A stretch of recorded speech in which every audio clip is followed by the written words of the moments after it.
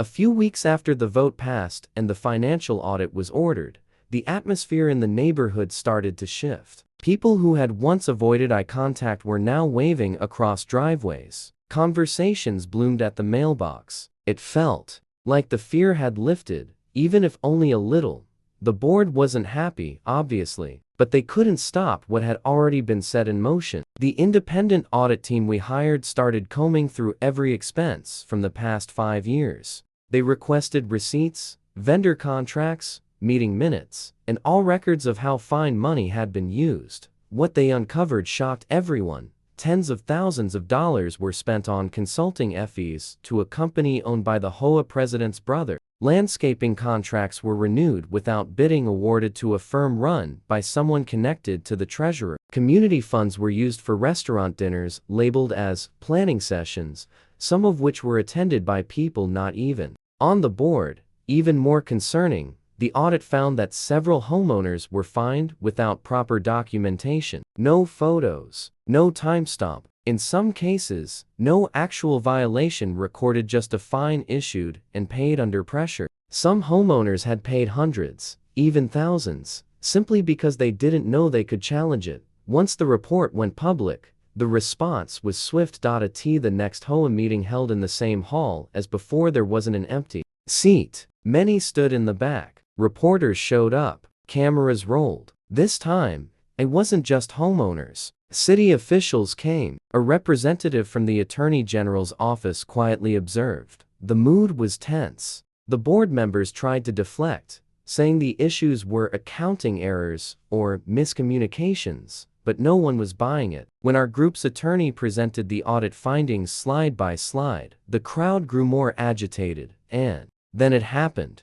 One of the board members, someone who had always remained quiet, stood up. Her name was Teresa. She was trembling. She looked at the president and then faced the crowd. She admitted she had been pressured to sign off on expenses she didn't agree with, that she had raised concerns about spending months ago but was told to keep quiet. She apologized. Then she resigned. Right there, on the spot. That moment changed everything. 3 other members followed her lead within a week. The president and treasurer held out longer, claiming everything they did was within their rights, but the pressure didn't stop. More resignations followed. Special elections were called, and for the first time in years, homeowners actually had a say in who was representing them. I didn't run for a board seat myself. That wasn't my goal, but many people from our group did, and a few were elected. Good, fair, reasonable people who believed in the idea of community, not control. But the story didn't end there. A few months later, I received a letter in the mail, not from the HOA, but from a law firm. It was a class action notice. Apparently, several homeowners had decided to pursue legal action against the former board for financial misconduct. Because of the audit, there was enough evidence to build a solid case. The suit wasn't about revenge. It was about holding people accountable. The HOA insurance eventually settled. Part of the money went back into community improvements. Real ones this time. The park got new benches. The broken lights were fixed. The walking trail around the lake was finally cleared and resurfaced. People started using it again. But more important than any physical change was the way people talked to each other. Now, there was trust. Unity. Neighbors watched out for each other. When someone got a letter or a warning, they talked about it, shared it, helped each other respond. The culture had changed. One afternoon, as I was planting flowers with my daughter in the front yard, Dave, the same neighbor from that barbecue, walked over with a cup of coffee. He looked around and smiled. "You know," he said, "that tree they tried to fine you for, it kind of started a revolution." I laughed. It did more than that. It brought the neighborhood back to life. We stood there in silence for a moment, watching a couple of kids ride their bikes down the street. A neighbor watered her lawn nearby. A soft breeze rustled through the maple leaves above. Looking back, it's strange to think how something so small, a single tree, uncovered so much. I didn't plan on fighting the HOA. I just didn't want to pay for something I didn't do. But once the injustice revealed itself, once I realized how many others had been pushed around, I couldn't stay silent. If there's one thing I learned from this whole experience, it's that silence is what gives power to bullies. And the only way to stop them is to stand up, even if your voice shakes, even if you're standing alone at first. But the truth is, you're probably not alone. There's always someone else out there who's tired, who's waiting, who just needs to see one person take that first step. And when you do, others follow. After the judge ruled in my favor, I felt a rush of relief. It was like someone had taken a heavy weight off my chest. The $15,000 fine was gone. The tree stayed. And for the first time in months, I actually slept through the night without waking up in frustration or stress. But something strange happened the very next day. I woke up, stepped outside to grab the paper, and noticed a small orange flag stuck into the soil near my sidewalk. It had some numbers on it and the initials, GUU. I didn't think much of it until later that afternoon, when a white pickup truck with a logo on the side parked across the street. A man in a vest got out, took some photos of my front yard, and drove away. A few hours later, I got another notice from the HOA. This one wasn't a fine, it was a reminder that my grass height exceeded community standards by half an inch. Half an inch. I actually laughed out loud reading it. It felt petty, like they were looking for any excuse now. I mowed the lawn immediately and took pictures. I also started documenting everything, every letter, every flag, every vehicle that slowed down in front of my house. Because I had a feeling this wasn't over. Really, that weekend, I went to a local community barbecue. It was hosted at the park near the lake, and a lot of neighbors showed up. Most people made small talk, catching up about their kids or summer vacations. But a few came over and quietly said they'd heard what happened. One man, Dave, said, "They're trying to punish you for standing up to them." Another neighbor, Lisa, told me she got a warning about her mailbox color right after she asked a question at a board meeting. It wasn't a coincidence. I realized this wasn't just about me anymore. There was a pattern. The HOA had a reputation for targeting anyone who pushed back, anyone who made noise. They hid behind rules and codes, but they used those rules like weapons.so. I decided to do something about it. I created a private online group and invited the neighbors I trusted. I called it Residents for Fair Living. I wrote a simple description. If you've ever received an unfair fine or felt targeted by the HOA, you're not alone. Within 2 days, over 30 people joined, then 50, then more. People started sharing their stories. One woman was fined $800 for planting a small flower bed without approval. A retired couple got a notice about wind chimes on their porch being a noise hazard. Another man said he had his trash bins out for 15 minutes past collection time and received a $150 violation. Reading all these stories, it became obvious the HOA wasn't just enforcing rules. They were controlling people through fear and silence. Most homeowners didn't speak up because they didn't want the hassle or didn't know their rights. Some just paid the fines and moved on, assuming they were in the wrong.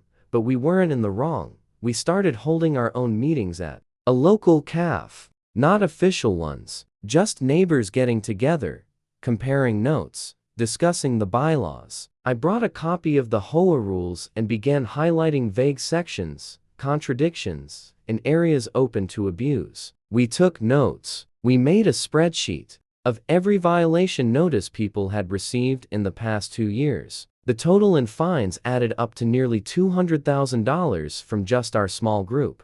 That was when someone asked the big question: where was all this money going? HOAs are supposed to reinvest fines into the neighborhood, maintaining parks, fixing signs, community events. But we'd seen very little improvement in years. The park benches were rusted. The fountain in the lake hadn't worked in months. We requested the HOA's financial report. Legally, they had to provide it. 2 weeks later, they sent us a vague summary that raised even more questions. Large sums were listed under things like board expenses and operational services, but no breakdown. When we asked for more details, they ignored the request. By this point, our group had grown to over 100 homeowners. That was enough to call for a vote under the HOA's own charter, a vote to audit the board's spending and possibly remove sitting members. That's when the intimidation really began. One woman in the group got a sudden citation for unauthorized patio furniture. Another man had an anonymous complaint filed against him for leaving tools in the driveway. I received a violation for improper mailbox alignment. It was nonsense, but it was meant to scare us. We didn't back down. We organized a formal petition. We documented everything. We even had local media interested in the story. One reporter contacted me and said, "This kind of thing happens more than people realize, but most communities stay quiet. Our goal wasn't to destroy the HOA. We just wanted it to function fairly. We wanted transparency, respect, balance." Eventually, we reached the required number of signatures. We submitted the petition to force a vote for a full audit. The board pushed back, saying our signatures were incomplete or ineligible, but we had everything notarized and double-checked. They had no choice but to schedule the vote at the next meeting. The turnout was massive. People who had never been to an HOA event came. Retirees, young families, new homeowners, all there, holding papers, prepared to speak. The board tried to delay the vote, citing procedural confusion. But our lawyer was present, and she reminded them that according to their own bylaws, the vote must proceed. We went row by row, raising hands, counting each one, and the result was undeniable. We voted for a full financial audit. The room was tense. The board members looked shaken. One stood up and actually walked out before the meeting ended. But it was done. That night, I stood by that same maple tree, the one they tried to fine me for, and I felt something I hadn't felt in a long time. Power, not just mine, but all of ours. The community had woken up, and we were just getting started. I've always loved my neighborhood. The houses are neat, the sidewalks clean, and the lawns are always freshly mowed. When I first moved in 6 years ago, I thought I'd found a peaceful little corner of the world. The Homeowners Association, the HOA, seemed strict, but reasonable. We had a booklet with rules about landscaping, house colors, fence height, even mailbox design. It was all very organized. I appreciated the order. Things started changing last spring. I was coming back from the grocery store when I noticed a letter taped to my front door. Not mailed, taped. It was from the HOA, and the tone was cold. It said I had been assessed a violation fee for planting an unauthorized tree in the front yard. Not a warning, not a request, just a fine. And not a small one. $15,000. My hands literally shook reading it. The tree in question wasn't even something I'd planted. It had been there long before I bought the house. A medium-sized maple that blended in with the rest of the trees on the street. I stared at it from my front steps, confused. I had photos from my first week in the house showing that the tree was already there. I'd never touched it. I called the HOA office. No one picked up. I left a voicemail explaining that the tree wasn't mine. A day passed, then two. Finally, a woman named Janine returned my call. She sounded polite, but distant. She told me the board had reviewed drone photos, showing that the tree appeared more recently than permitted. I asked what that even meant, and she just repeated that it violated Section 12A of the Landscaping Code. I explained again that I didn't plant it. She paused and said, "Well, it's on your property now." I couldn't believe it. I asked to appeal the fine, and she said I'd need to submit a formal objection by mail within 10 business days. No email, no online form, just paper mail. It felt archaic, but I followed their instructions, sent everything certified with proof of the tree's age, even included photos with dates showing it had existed before I bought the home. Then I waited. 2 weeks later, I received another letter. The board had reviewed my objection and declined to alter the fine. No explanation, just that sentence. That night, I sat on my porch staring at that tree. It looked healthy, quiet, harmless, and yet, it had somehow become a $15,000 liability. I wasn't rich. That kind of money was devastating. I had to dip into my emergency savings just to stay current on my mortgage. I called a few neighbors to ask if they'd ever heard of something like this. Most were sympathetic but hesitant. One said, "Be careful. They retaliate when you make waves." Still, couldn't let it go. I decided to go to the next HOA meeting. It was held in the clubhouse a few blocks away. I arrived early, carrying my binder of evidence. The room was filled with about 24 people, mostly older, most of whom I didn't recognize. The 5 board members sat at the front table like judges. I raised my hand, was told I had 3 minutes. I explained everything: how the tree predates my ownership, how I had evidence, and how their fine was unfair. One board member, a man named Carl with slicked back gray hair, looked me straight in the eye and said, "If the tree is on your land, then you're responsible. Doesn't matter who planted it." I told him it absolutely mattered, especially when we're talking about $15,000. Another board member, Linda, chimed in and said I should have requested a landscape audit when I moved in. I responded that no such audit is mentioned in the buying documents or the HOA's own rules. They cut me off and said my time was up. As I walked back to my seat, I could feel the weight of every pair of eyes on me. Some looked sympathetic, others blank. No one spoke. The rest of the meeting went on like nothing had happened. Afterward, one man came up to me and said, quietly, "You're not the first."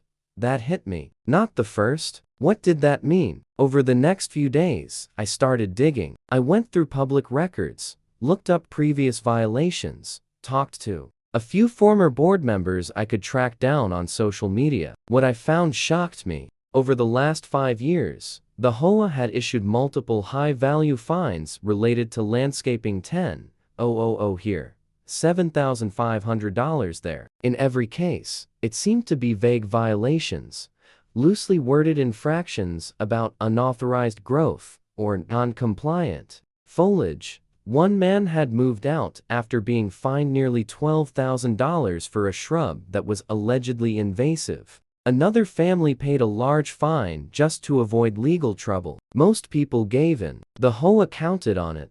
I talked to a local real estate attorney named Claire who had handled a similar case. When I told her my story, she agreed to take a look. After reading the HOA bylaws, she raised an eyebrow. "They're being vague on purpose," she said. "There's enough inconsistency in here that we can challenge it." I didn't want to file a lawsuit. I really didn't. But I also couldn't afford to pay $15,000 for something I didn't do. I gave the board one more chance, sending a final, certified letter warning of legal action unless they withdrew the fine within 10 days. They didn't respond. So we filed. It wasn't a major lawsuit, just a small claims case. But it was enough to get their attention. A court date was set. I was nervous, but ready. Claire prepared the documents, and I gathered everything: photos, timestamps, documents from the city, testimony from the previous homeowner who confirmed he'd planted the tree over a decade ago. When the board received the notice, they finally responded. They sent me an offer to settle. They'd reduce the fine to $5,000 if I agreed to resolve the matter without further escalation. I declined. That felt like paying a bribe. I wasn't going to give in. On the day of the hearing, I wore my best clothes and walked into the courthouse with my binder under my arm. The room was small, the judge friendly but firm. The HOA sent a representative, not one of the board members, but a legal assistant. They presented a basic argument that the tree violated code and was my responsibility, but they had no proof of when it was planted. Claire stood and calmly presented our evidence. She showed the photos. She read from the bylaws. She explained that penalizing a homeowner for something outside their control, without evidence or due process, was not only unethical, it bordered on abuse of power. The judge took notes quietly. Then he looked at me. "Did you plant this tree?" he asked. "No, Your Honor," I said. "Do you have proof it was already there?" "Yes," I said, holding up the dated photographs. He nodded, looked at the HOA rep and said, "I'm ruling in favor of the homeowner." Just like that, the fine was voided. But it didn't end there.